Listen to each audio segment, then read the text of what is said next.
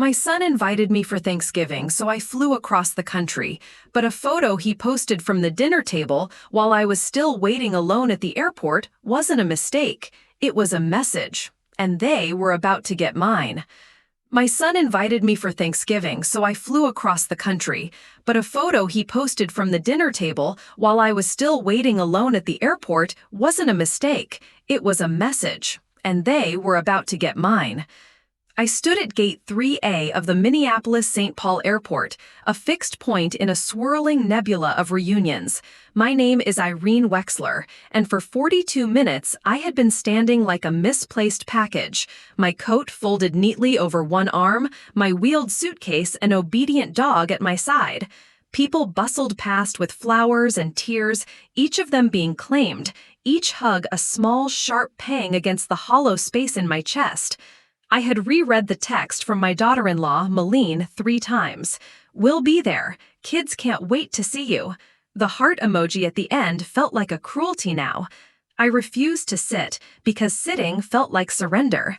I didn't want to look like a woman who had been forgotten, even though the evidence was mounting with each passing minute.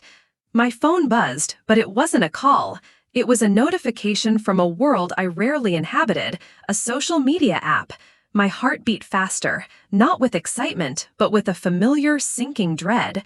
It's often where my family posts their lives before they remember to include me in them.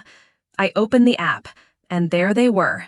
My son, Greg, in the navy sweater I'd mailed him for his birthday. Malene, tan and smiling.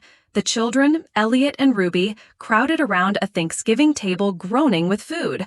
A pie that was not mine sat in the center. They were all holding up glasses in a toast. The caption read, "Full house, full hearts. Happy Thanksgiving from our family to yours." My eyes scanned the frame. There was no empty chair, no space saved, no sign that anyone was missing. It wasn't a mistake. It was a statement. I didn't cry. For the first time in decades, I felt something calcify inside me, a hardening where softness had always lived. I simply pulled on my coat, turned my back on the arrival gate, and began to walk. I did not know where I was going, but I knew, with absolute certainty, that I would never again wait for them to remember me. The phone call that set everything in motion came 3 days before my flight, severing the quiet rhythm of my afternoon. It was my son, Greg. His voice, when I answered, was syrupy smooth and unnaturally cheerful, a tone he reserves for persuasion. That alone should have been a warning. My son doesn't call without a reason, and his reasons are always transactional. A bill he needs help with, a birthday he's about to forget, a problem he expects me to solve. "Hey, Mom, you doing anything for Thanksgiving?" he asked. I described my quiet plans: a small roasted chicken, perhaps a pie if my arthritic hands cooperated, an old black and white movie on the television. He paused, a silence I now recognize as pure calculation. He was mapping out his request, finding the path of least resistance. "Well," he said, the manufactured warmth returning to his voice, "the kids were asking about you. Thought maybe you'd like to come here this year. Everyone will be together. It wouldn't feel right without you." That last part, that was the hook that caught me. It wouldn't feel right without you. For so long, my role had been defined by utility. I was needed, yes. I was depended upon, certainly. I was the emergency fund, the last-minute babysitter, the keeper of family recipes they only remembered during the holidays. But being wanted, that is an entirely different currency. It implies a desire for your presence, not just your function. It speaks to the person, not the resource. And it had been years since I'd felt like a person in their lives. So I said yes. I said I would find a flight, and, true to form, he didn't offer to book it or reimburse me. That was part of the unspoken contract between us, the one I had foolishly signed with decades of unconditional giving. My value was in what I provided, not who I was. I used the money I had carefully tucked away in an envelope for emergencies, convincing myself this qualified. This felt like an emergency for the soul. After we hung up, I sat holding the phone, my fingers still curled around the plastic as if holding on to the echo of his words. I tried to remember the last time I'd felt a surge of genuine excitement, not the low-grade anxiety that usually accompanied their invitations. Those invitations were always framed as obligations, theirs and mine. This one felt different. This one felt like a choice. That evening, I booked the ticket online, finding a nonstop flight on sale. I even paid the extra $12 to choose a seat with more legroom. It was a small, perhaps foolish act of self-care, a quiet insistence that my comfort mattered. It felt like a down payment on a promise I so desperately wanted to believe, a promise that this time, after all these years of being on the periphery, I was more than just an afterthought. The day after booking the flight, a fragile hope propelled me into action. I went shopping. For the children, Elliot and Ruby, I bought books, hoping to give them worlds beyond the screens they were always glued to. For Madeline, I purchased a box of expensive dark chocolate truffles, a nod to a version of her I once knew, before her tastes grew more complicated and her smiles more strained. But this shopping trip was different. This time, I also bought something for myself. I found a new cardigan, navy blue and made of soft wool, the kind that drapes just right at the hips. It was an investment in the woman I hoped to be at that dinner table. Not an obligation, but a welcome guest. It was a quiet rebellion against the invisibility that had crept into my life. A process so gradual, it was like watching a photograph fade in the sun until you can no longer recognize the face. I packed my suitcase 3 days ahead of schedule, a testament to my eagerness. Each folded sweater, each pair of slacks felt like an act of faith. I performed the small rituals of departure with a sense of purpose, checking the weather in Minneapolis, setting my home's thermostat to low, taking the trash out early. I was a woman on a mission of belonging. I didn't tell my bridge group I was leaving. Their well-meaning questions would have felt like an interrogation of a hope too delicate to be spoken aloud. And perhaps a small, superstitious part of me didn't want to jinx it. It had been so long since someone had uttered the words, "Come, we want you here," without it feeling like a summons, a duty I was expected to perform. I flew out on Thanksgiving morning. The airport was a chaotic symphony of travelers, a sea of rolling bags and sleepy children. I felt a sense of connection to them, a feeling of being part of the grand human migration toward family and feasting. I smiled at a baby across the aisle and shared a knowing look with another older woman reading a paperback, both of us with stories unspoken in our laps. When the plane finally landed, I smoothed my skirt and brushed the crumbs from my lap. I had worn my good shoes, the black ones with a tiny, sensible heel. I wanted to look like the kind of woman you're proud to meet at the gate, the kind of woman who fits seamlessly into a family portrait. I believed I was that woman, right up until the moment I realized the gate was empty and the portrait had been taken without me. The walk from baggage claim to the arrivals area felt longer than usual, each step heavier than the last. The weight of my suitcase seemed to increase, but the real burden was the growing, deafening silence from my phone. I took my post outside door B, under the sign with the little airplane, feeling displaced, like a piece of furniture that no longer fit the room. It was 3:54 p.m. Thanksgiving dinner, by my estimation, was still an hour or two away. I began to manufacture a dozen harmless reasons for their delay: unexpected traffic, a fussy child, a turkey needing constant, vigilant basting. But even the most benign excuses accumulate, their collective weight pressing down until it's hard to breathe. The hope I had so carefully nurtured began to wither under the harsh fluorescent lights of the terminal. I waited another 20 minutes before my knees began to ache in protest. I finally surrendered my standing vigil and sat on a cold metal bench, a spectator to the joy of others. I watched strangers climb into cars that knew their names, driven by people who had been waiting for them. I saw a young woman in a puffy jacket bring her elderly mother a steaming cup of hot chocolate and a hug. The hug was brief, but its simple, tangible reality landed squarely in the hollow part of my chest. It was a small act of care, a public acknowledgement of presence and affection that felt as foreign to me as a forgotten language. At some point, I broke my own rule of passivity and called Greg. It went straight to voicemail. I left a message, my voice surprisingly steady despite the tremor in my hands. "Hi, it's Mom. I've landed. I'm at the usual pickup spot. Hope everything's okay." But I already knew. Deep down, I knew before I opened the social media app again, before the cruel, cheerful photo loaded onto my screen, before I saw the cranberry sauce and the long wooden table where there was no place for me. It wasn't the first time I'd been forgotten, but it was the first time I allowed myself to call it by its proper name, abandonment. It was an act of profound disrespect, made public, which somehow made it final.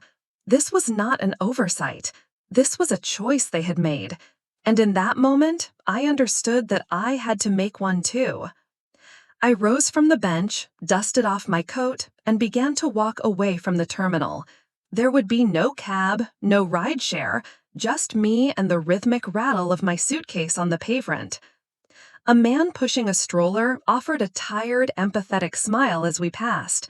In that moment, I felt more seen by that stranger than I had by my own son in years. It was nearly 5 o'clock.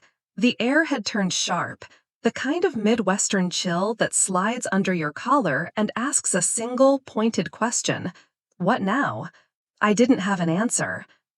About a half-mile from the airport, past a desolate car rental return lot, I saw it.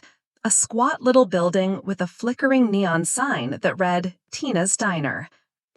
Paper turkeys, faded by the sun, were taped to the fogged-up windows. It was an island of light in a sea of gray concrete. I pushed the door open. The bell above it jingled, announcing my arrival to a world that had not been expecting me, but was ready to make room. The diner smelled of hot grease, coffee, and cinnamon. A waitress with a short ponytail looked up from wiping the counter and said, "Happy Thanksgiving, hun." I was surprised by the steadiness of my own voice when I replied, "Same to you." I chose a booth by the window, the vinyl cracked but clean. "Kitchen slow," the waitress said, handing me a menu sticky with age. "But we've got turkey and pie." "Pie sounds good," I said. "Pumpkin and some tea, please." My phone vibrated on the table, face down. I didn't flip it over. Let them wonder. Let them wait. The pie arrived, a generous slice, warm, with a dollop of whipped cream that leaned slightly to one side. The tea was strong and blessedly bitter, just the way I like it. I took a bite. It was, without exaggeration, the best piece of pie I had eaten in years, not because of the spices or the flaky crust, but because for the first time in a long time, I hadn't made it for anyone else. This was not an act of service, it was an act of sustenance. I ate slowly, deliberately. I didn't scroll through my phone. I didn't wait for an apology that would never come. They weren't coming. Not today. Maybe not ever. And as the warmth of the tea and the sweetness of the pie spread through me, I realized, for the first time, that I was profoundly, surprisingly okay with that. The air bit sharper when I stepped out of the diner, a small white bag containing a second slice of pie dangling from my hand like a prize. I had no plan, no hotel booked, no one waiting, but I didn't feel lost. A peculiar peace settles in when you finally stop expecting the people who hurt you to be the ones to fix it. I had seen a sign for a budget motel during my walk, the Valley Inn, a low-slung building with beige paint and a humming vending machine by the door. It was enough. The man behind the counter was absorbed in a football game on a tiny television and barely glanced up. "Need a room?" he grunted. "Yes, for one," I said, my voice firm. He slid a form across the counter without another word. Room 114 was exactly as I expected. 2 lamps with mismatched shades, a bedspread patterned in muted browns, and a television older than both my children. But it was warm, and it was mine for the night. I peeled off my scuffed shoes and sat on the edge of the bed. My feet ached, but my heart, the part that should have been shattered into a million pieces, felt strangely whole, intact. I finally turned over my phone. 3 missed calls from Greg, 2 from Malene, a single text message. "Mom, where are you?" No apology, no explanation, just confusion, as if I were the one who had disappeared, as if I were the one who had forgotten to show up. The audacity of it was almost breathtaking. I didn't reply. Instead, I opened my suitcase, took out the notebook I use for grocery lists and thoughts I never say out loud, and wrote something on a fresh page. I am not spare. I am not extra. I am not a side dish at someone else's feast. I stared at the words, feeling their truth settle into my bones. Then I underlined them twice. The string I'd kept taut inside me for years had finally snapped. Not loudly, not violently, but definitively. The tears I had expected to shed, the ones I had held back at the airport, wouldn't come. What came instead was a startling, frigid clarity, like stepping into ice-cold water. It was a shock to the system, but it was clean. It washed away years of polite fictions and hopeful delusions, leaving only the hard, unvarnished truth. In the sterile quiet of that motel room, with the wheezing hum of the heater as my only companion, I became an archaeologist of my own life, excavating years of quiet, systemic neglect. This wasn't just about one missed Thanksgiving dinner. That was merely the final, undeniable piece of evidence in a long, unspoken case. This was about the slow, steady erosion of my place in their world. It was a pattern of emotional attrition, where I was expected to give everything and accept whatever crumbs of attention they chose to scatter in my direction. My mind, now sharp with the clarity of betrayal, began its audit. I remembered Christmas 2 years prior. Malene had called, her voice bright with false enthusiasm, and said, "We'd love to have you over if it's not too much trouble getting here." The implication was clear. My presence was a logistical problem to be solved, an inconvenience to be managed. I took the bus across town, carrying a heavy, honey-glazed ham that I had spent all morning preparing. I remembered Greg's 40th birthday. I had spent weeks searching for the perfect gift, finally settling on a fine leather wallet with his initials subtly engraved inside. He sent back a group text to a dozen people that said, "Thanks for the gifts, everyone." My specific, personal effort was casually dissolved into a generic, impersonal acknowledgement. I remembered Ruby's 3rd-grade school play. I found the livestream link myself after they'd forgotten to send it, and watched on my small laptop, my heart aching with a mixture of pride and sorrow. They never knew I was watching because they never thought to tell me, never considered that I might want to be there, even virtually. For years, I had accepted these micro-abandonments, these polite dismissals that felt like 1,000 tiny cuts.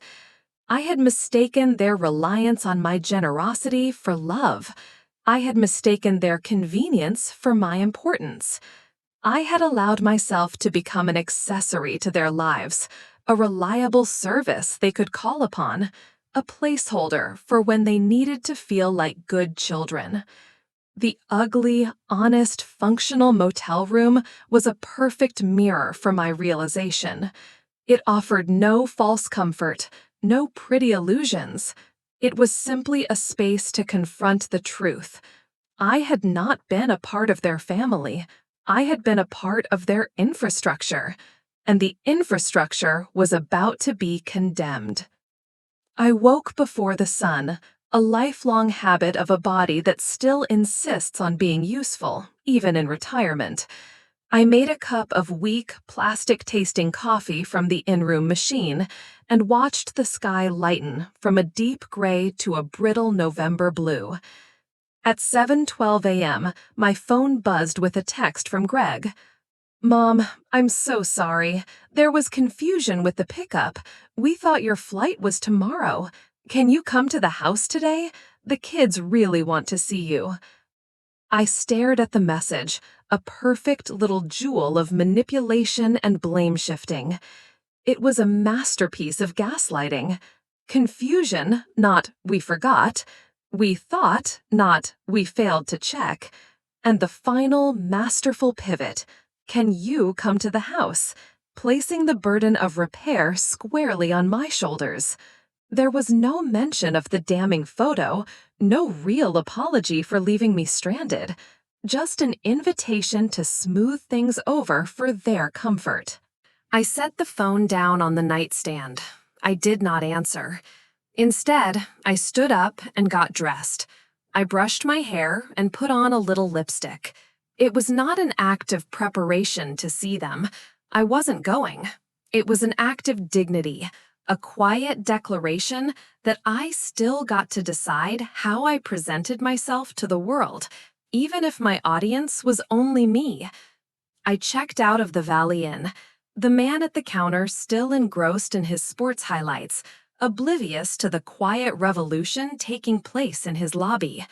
Outside, the air was cold and clean, and the sharp blue sky felt like a promise. I didn't go back to the airport, not yet. There was something I needed to do first, a pilgrimage of sorts. I was no longer a woman waiting for an invitation to someone else's life. I was a woman beginning to write her own. And the first chapter would not be one of forgiveness, but of consequence.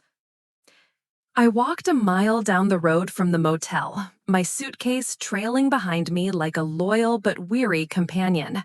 My destination was a small postal annex tucked between a gas station and a closed tire shop, a forgotten little outpost of communication.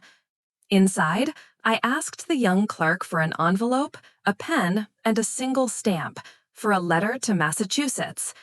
I wrote the address from memory, each letter a small, deliberate stroke. Emma Wexler, 12 Pond Hollow Lane, my granddaughter. She was Greg's daughter from his first marriage, a quiet casualty of his second, and the only one who still called me just to talk. The only one who saw me as a person, not a utility. She was my unexpected ally in a war I hadn't even realized I was fighting until now.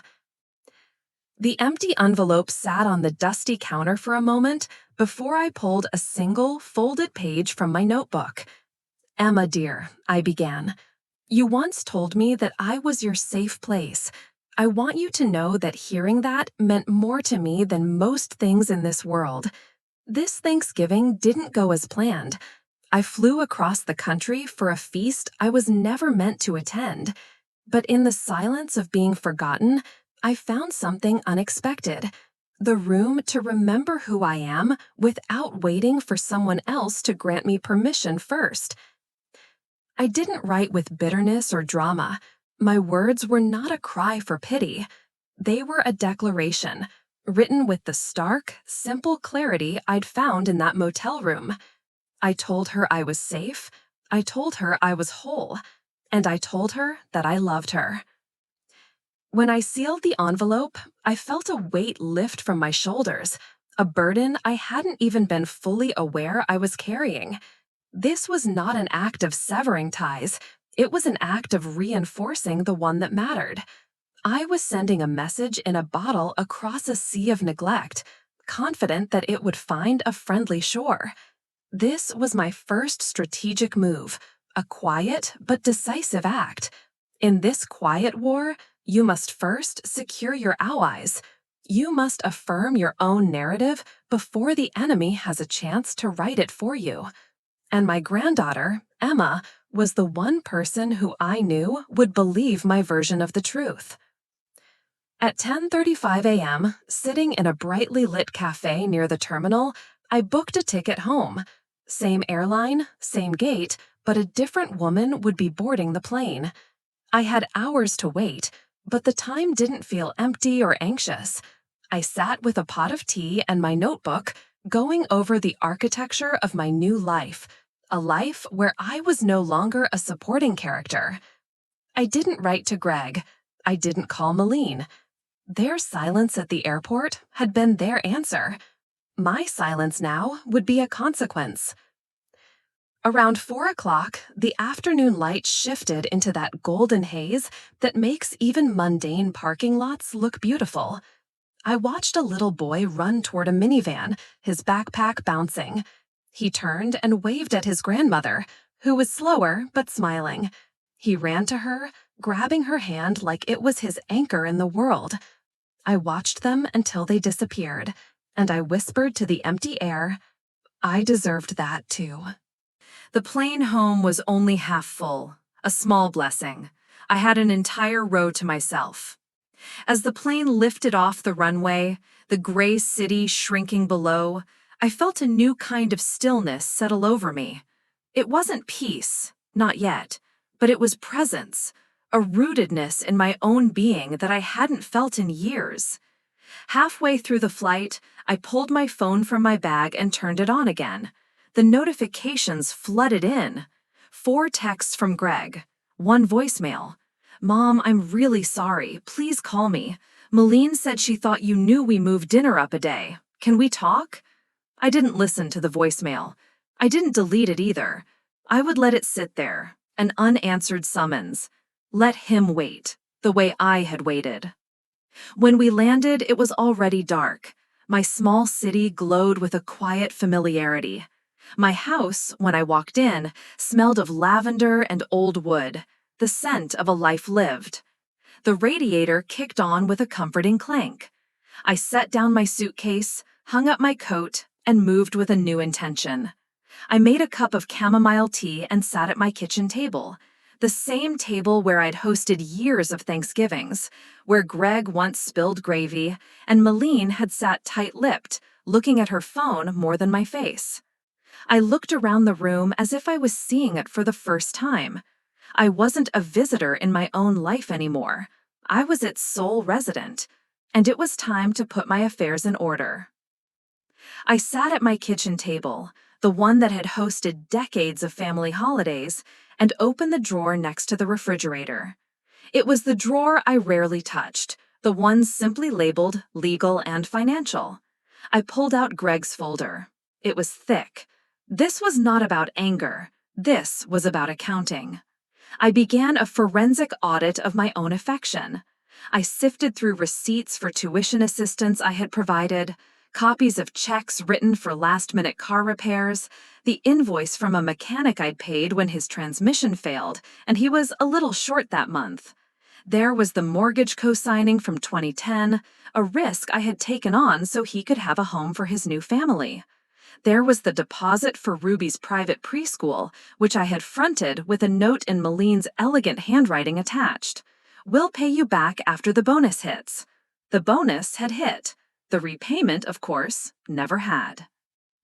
I turned each page carefully, not as a victim revisiting her wounds, but as an analyst identifying a pattern. Each document was a testament to a one-way flow of resources, of love, of support.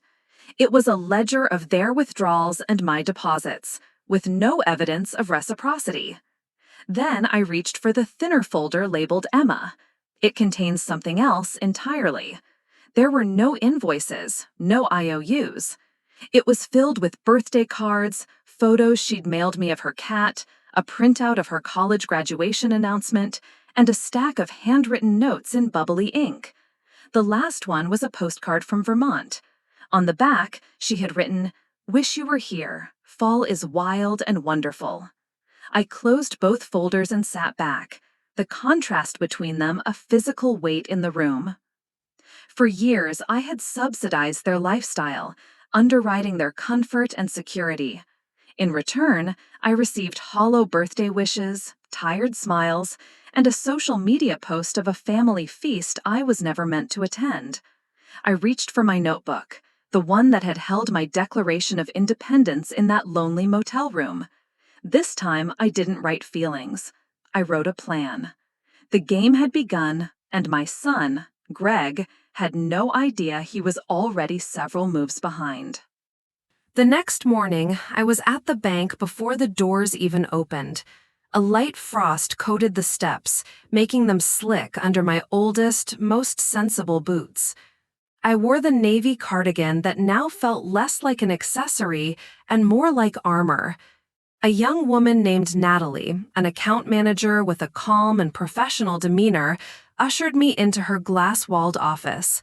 The air smelled of printer ink and quiet efficiency. "What can I do for you today, Mrs. Wexler?" she asked, her smile polite but distant. I met her gaze directly. "I want to suspend all automatic payments," I said, my voice even and clear. "Every one of them, starting today." She blinked, the polite smile faltering for a fraction of a second. "All of them?" She tapped a few keys on her computer, her eyebrows rising slightly as she scanned the screen. "You have quite a few recurring transfers, Mrs. Wexler, to family members, tuition payments, car insurance." "Keep the charities," I said, cutting her off. "Stop the rest." There was a long pause. To her credit, she didn't fill the silence with fake concern or condescending questions. "I've spent enough time explaining myself to people who weren't listening," I said, preempting the why that was hovering on her lips.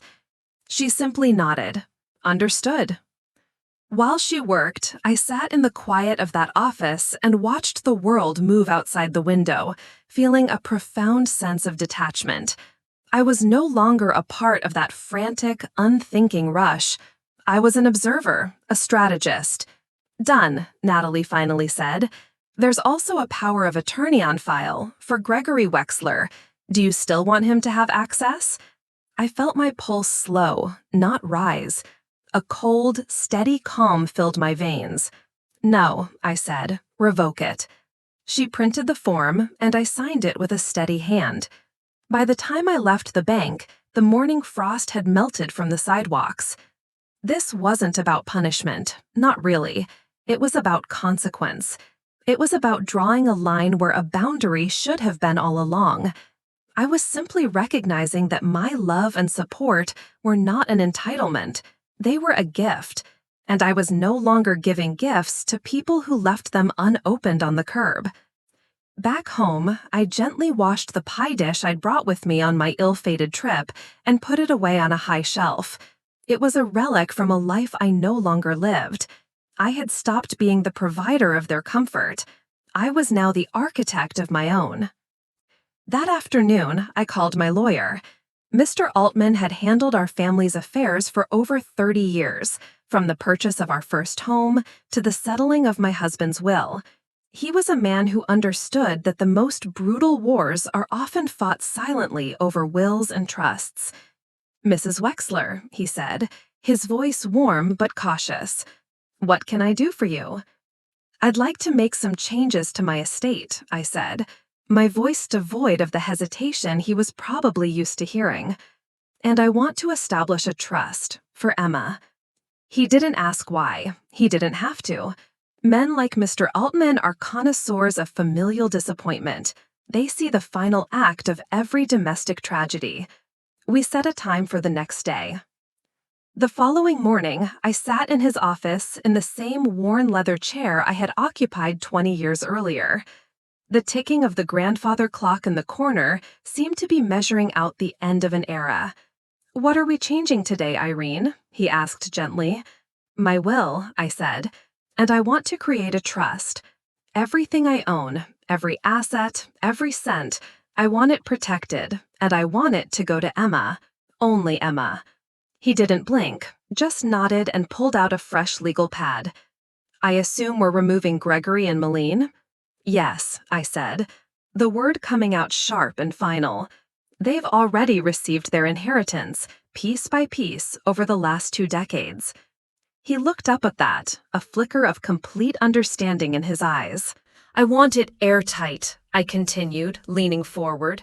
No back doors, no loopholes, no possibility of a challenge. Emma is the sole beneficiary. She gets everything when I'm gone. And until then, she can access the trust for education, housing, healthcare, or emergencies. I will be the one who decides what constitutes an emergency. Mr. Altman leaned back, a small, grim smile touching his lips. Emma's a good girl, always was. She's the only one who still sees me as a person, I said, the bitterness in my voice tasting like copper, not a purse. Then let's make sure your wishes are honored, he said, his tone shifting from counselor to craftsman. For the next hour, we constructed the legal fortress that would protect my future, and more importantly, my granddaughters. When I left his office, I felt no sense of triumph, no thrill of revenge. I felt only the quiet, profound relief of finally, after all these years, putting my own house in order. The moment I stepped through my front door after returning from the lawyer's office, the phone rang. It was an unfamiliar number, but I answered anyway. Grandma? The voice was warm, slightly nervous, and it was a balm to my weary soul. It was Emma. I got your letter. I sank into a kitchen chair, my legs suddenly feeling weak. I didn't know what happened, she stammered, the words tumbling out.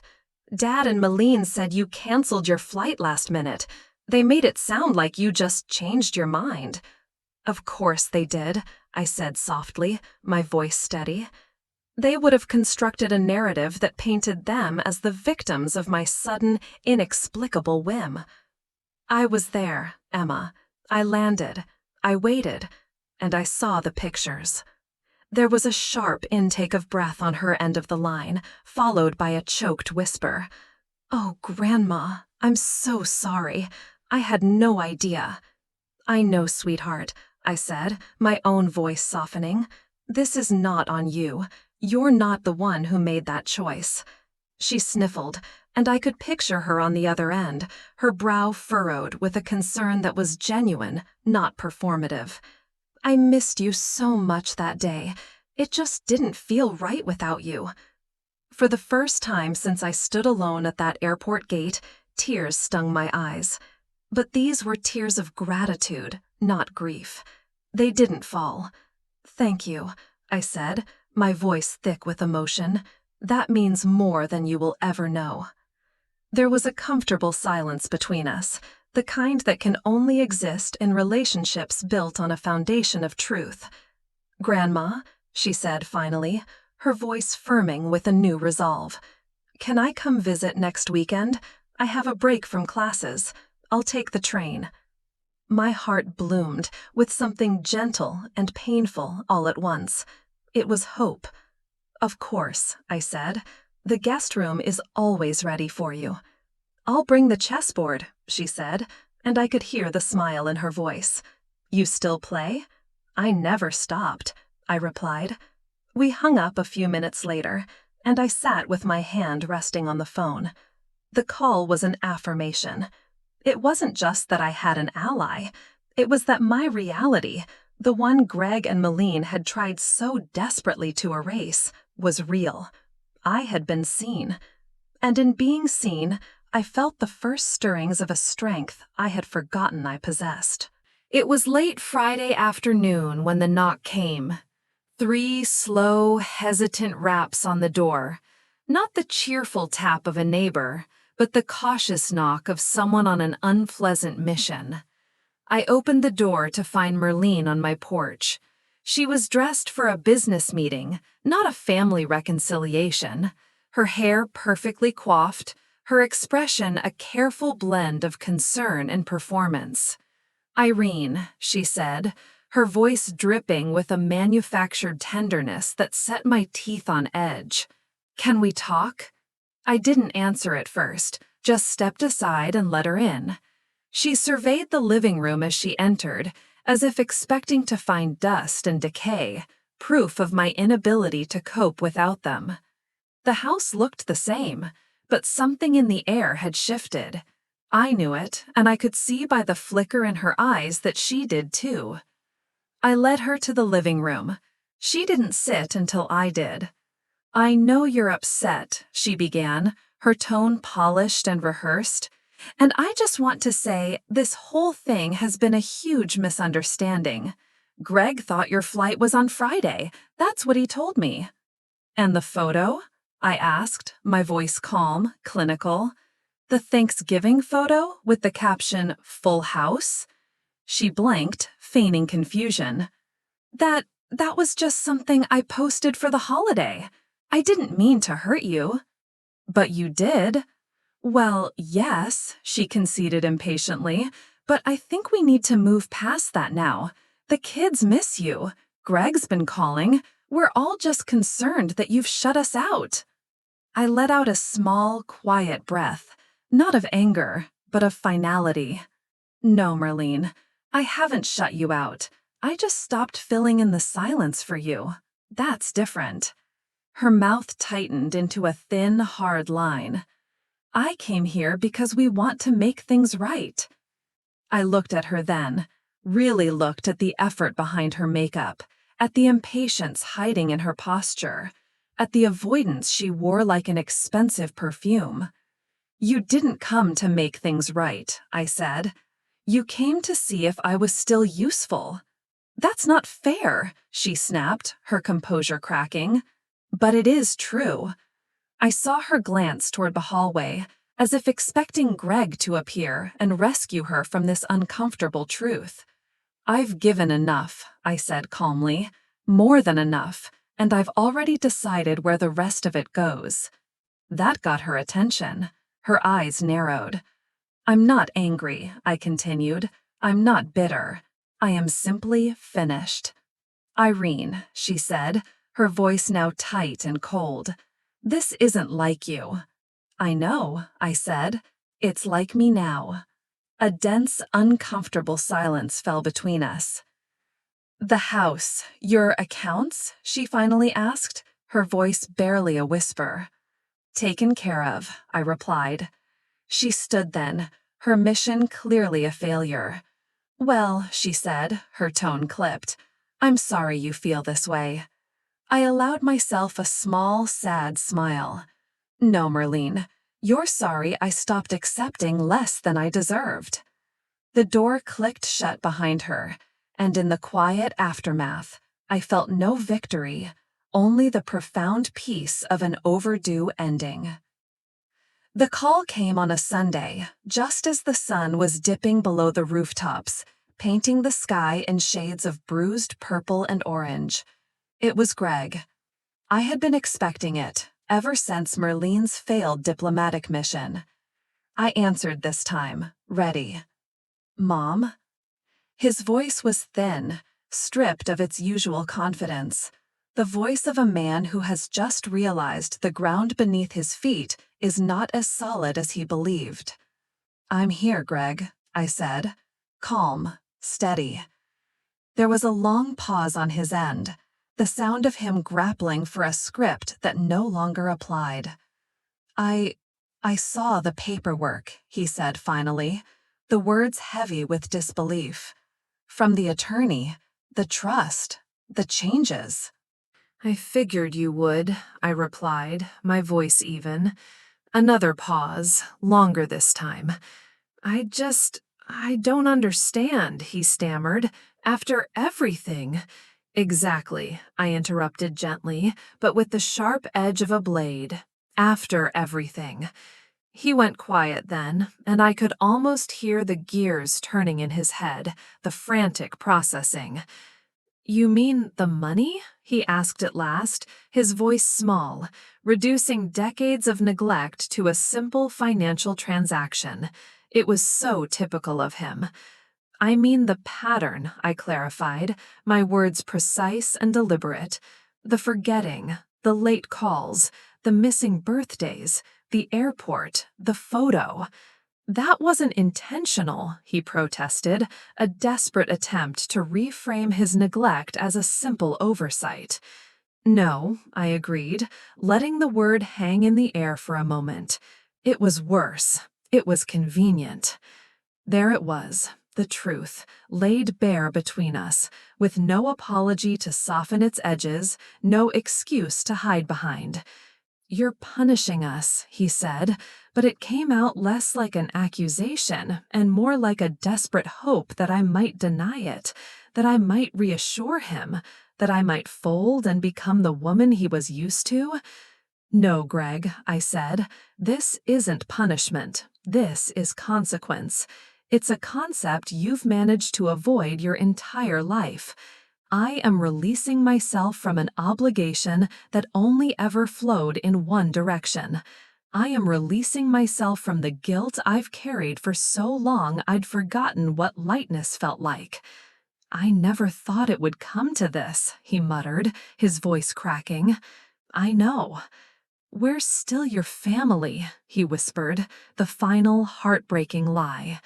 No, Greg, I said, my voice as clear and calm as the winter air. I was your family. You haven't been mine in a long, long time. I ended the call, not with shouting, not with a dramatic flourish, but with a truth said so quietly it would echo for years. I stood at my window and watched the streetlights flicker on, one by one, illuminating a world that was, for the first time, entirely and unequivocally my own. The quiet that followed didn't feel like something missing. It felt like peace. That Saturday, I stood on the windy platform of the train station, a paper bag with a sandwich and an apple clutched in my hand, just in case she'd forgotten to eat. The air smelled like diesel and old rain. Then the train hissed to a stop, and she was there. Emma rushed off the car wearing an oversized hoodie and jeans, her dark curls tucked under a beanie. She looked older, sharper somehow. But when she spotted me, her face lit up with a pure and unmistakable joy that felt like sunshine. She rushed over and hugged me like she meant it. The hug was real, tight, and unequivocal. In that simple, honest embrace, the lingering chill of the airport finally melted away. Back at the house, the familiar rhythm of our relationship returned as if it had never been interrupted.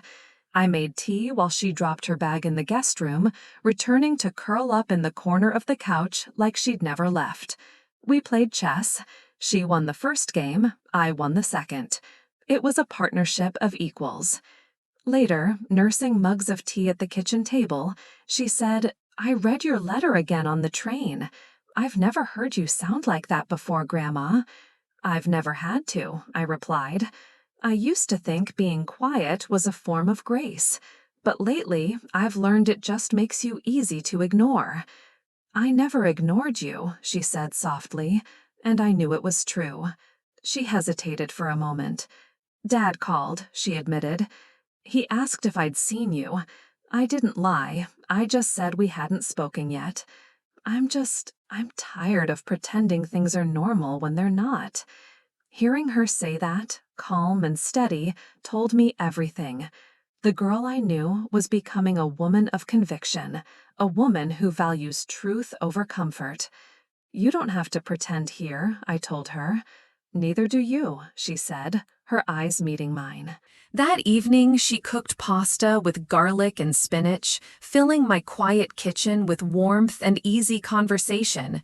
We watched a silly movie and laughed too hard at parts that weren't really that funny. Before she went to bed, she hugged me again and said, Grandma, I don't want to lose you. You won't, I promised, my voice thick with a love that felt fierce and protective. I'm not going anywhere. After she was asleep, I sat in the quiet of the living room, looking at a photo on the mantel. Me, younger, my hair darker, holding Emma as a baby. My grip on her tiny body was just as steady then as my resolve was now. Emma's visit wasn't about fixing the past. It was about confirming the future. It was a promise that even after the storm, there was a safe harbor waiting. The first Sunday of December, I decorated my porch. Nothing elaborate, just a simple pine wreath with a red ribbon and 2 strings of warm white lights twisted along the railing. I didn't do it for the neighbors or out of some lingering sense of holiday nostalgia. I did it because I wanted the house to glow for me, for once. Inside, I put on the kettle, turned on the old radio, and let the slow, smoky jazz drift through the rooms. I used to decorate for the kids, putting up stockings with their names carefully stitched on the cuff, baking cookies shaped like stars, placing the old felt angel Emma once made in kindergarten at the top of the tree. But this year, the stockings remained in their box in the attic. This year, there would be no extra chairs at the table, no strained conversations, no waiting.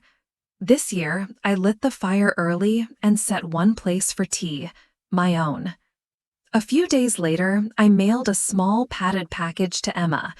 Inside were the simple silver earrings I had once saved for Ruby's 16th birthday, before I learned that gifts from me were often received with polite indifference and then disappeared. With them, I included a copy of the finalized trust documents and a short handwritten note. "These are yours now," I wrote, "not because you asked for them, but because you showed up. Wear them when you feel uncertain. Remember that you are never invisible in this house. Not then, not now, not ever." She called me 3 days later, her voice a jumble of crying and laughing all at once. "Grandma," she said, her voice trembling, "I don't know what to say." "You already did," I told her softly. "The day you asked if you could come visit. The day you came without needing a reason." That evening, I sat by the fire, watching the season's first snow dust the world outside in a layer of clean, quiet white. The silence in the house was no longer a sign of absence, but of presence, my own. I thought about all the Thanksgivings that had come before, the ones I cooked through pain, the ones I sat through quietly, the ones I was invited to as an afterthought. And then I thought about this one, the one I had given myself. No carving knives, no elaborate tablecloths, no second helpings of obligation. Just a walk, a diner, a slice of pie, and the clearest thing I had ever tasted. It wasn't bitterness. It was freedom. And if you are listening to this, if you have ever waited for someone who forgot to wait for you, I want you to stop now. You can light a candle for yourself. You can buy your own damn pie. And you can begin again, right here, right now. Your silence has value. Your seat at the table is your own, and you don't need anyone's permission to claim it. Irene Wexler's story is a powerful reminder that our worth is not defined by the roles others assign to us or the crumbs of attention we're willing to accept. For years, Irene had been the dependable mother, grandmother, and problem solver, always giving, always showing up, always filling in the gaps for her family. But when she traveled across the country for Thanksgiving, only to be abandoned at the airport while her son and his family celebrated without her, she was confronted with the raw truth. She had become invisible in their lives, valued for her utility rather than her presence. Instead of pleading for a place at their table, she chose a new path. She walked into a small diner, treated herself to a slice of pie, and began reclaiming her life. In the days that followed, she cut off the financial lifelines she had been providing, rewrote her will to secure her legacy for the one person, her granddaughter Emma, who truly saw her, and established firm boundaries that transformed her from a background character into the author of her own story. Her journey is not about bitterness or revenge. It's about self-respect, consequence, and the freedom that comes when you stop waiting for people who continually forget to wait for you. The key lesson here is simple but profound. You have the right to stop pouring your energy into relationships that drain you, to protect your resources, emotional and financial, and to invest in the people and pursuits that make you feel valued and alive. You can light the candle for yourself, set the table for yourself, and buy your own damn pie, not as an act of defiance, but as an act of love for the person who matters most, you. If Irene's story resonates with you, if you've ever felt invisible or taken for granted, let it be a spark to reclaim your own narrative and create a life where you are no longer an afterthought. These moments of awakening are worth sharing, and by telling stories like Irene's, we can inspire more people to step into their own power. If you found this story meaningful, please take a moment to like this video, subscribe to the channel, and turn on the notification bell so you never miss another inspiring story of self-discovery and empowerment. Your support helps keep these stories alive and reaching more people who need them. And now I'd love to hear from you. Where in the world are you watching from? Drop your region or country in the comments below so we can see how far this message travels. Your voice matters here, and I can't wait to read your responses.